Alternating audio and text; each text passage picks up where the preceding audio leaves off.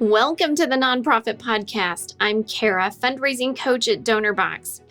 You know, I've been a fundraiser for 2.5 decades, and the last 10 years, the nonprofit sector has seen the number of donors fall year after year.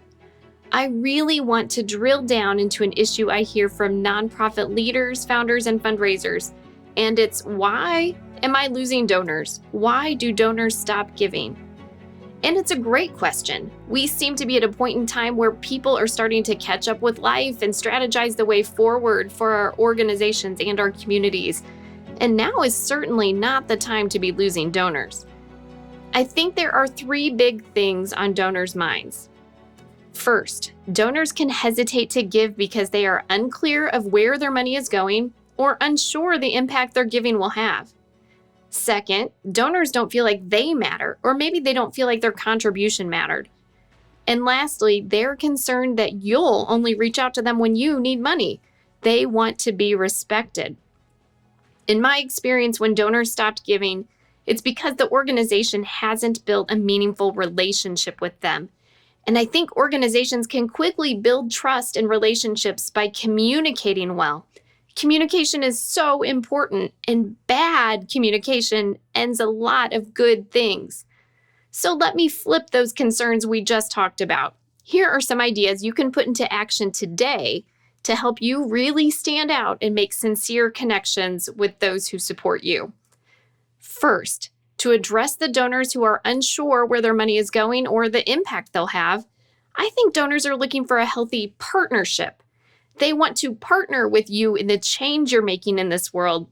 Honestly, they want to give to whatever it is you are doing, your mission, not necessarily to you. So deliver programs that are impactful, meaningful, and measurable. Then use that data to illustrate the impact and reach your organization has in this world. Then, we said that donors don't feel like they matter, or maybe they don't feel like their contribution mattered. Acknowledging donors of every gift level or amount promptly should be part of your organizational culture. Use language that shows the impact your supporters can have on the bigger mission. Again, focus on the outcome, the why. What good will happen in this world when they give? If you have time to give it, sit down with your staff or key volunteers and realign and clearly spell out why what you do matters. Refer to it consistently and communicate it clearly to your supporters. All of this really revolves around engagement, building relationships. So thank your supporters, involve them in what's going on, and show them how it's making a difference.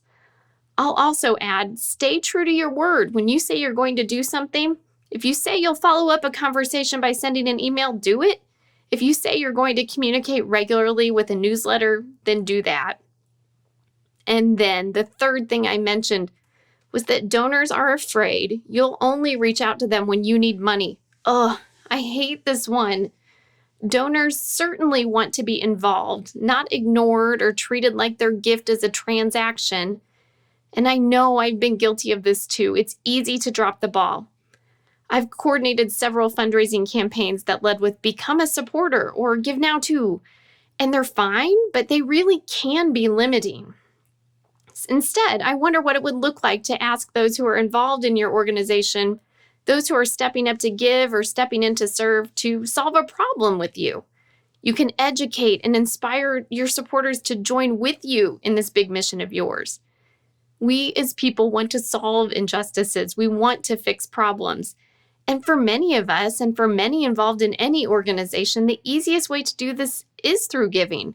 We cannot all be on the front lines, but when money moves from my bank account to partner with an organization I support, and then it multiplies with other donors' support, my money becomes exponentially more powerful.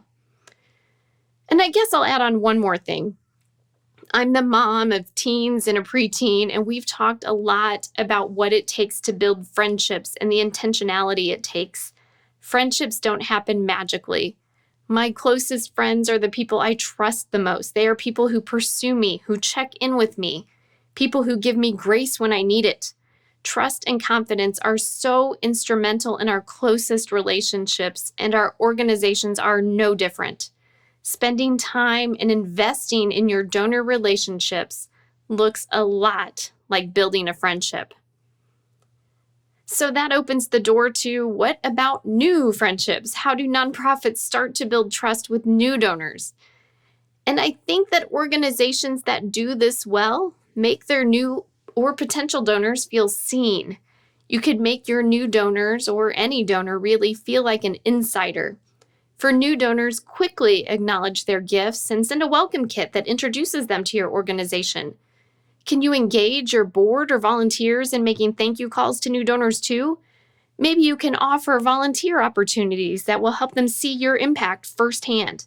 Then, keep your supporters updated through social media or newsletter updates. Keep the content relevant too.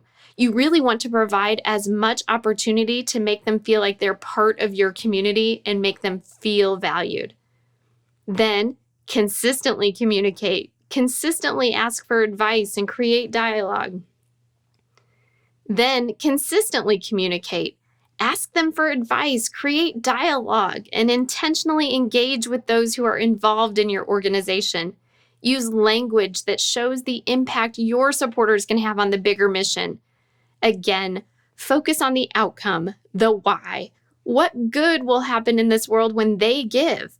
If you have time to give it, again, sit down with your staff and make sure that you know and you understand why what you do matters.